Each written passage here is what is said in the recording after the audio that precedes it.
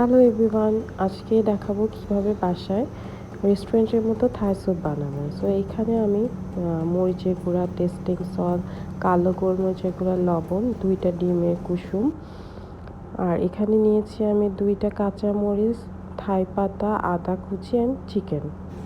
আর লাগবে tomato ketchup, cornflour and soya sauce.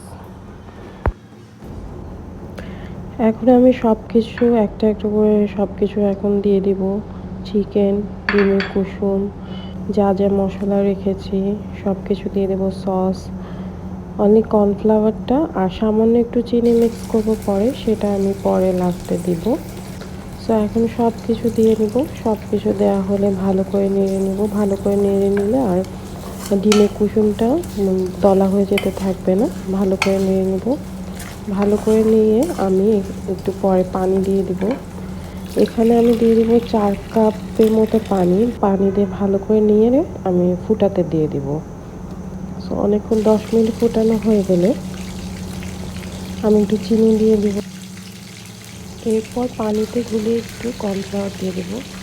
এভাবে খেলে সবার আশা করছি ভালো লাগবে।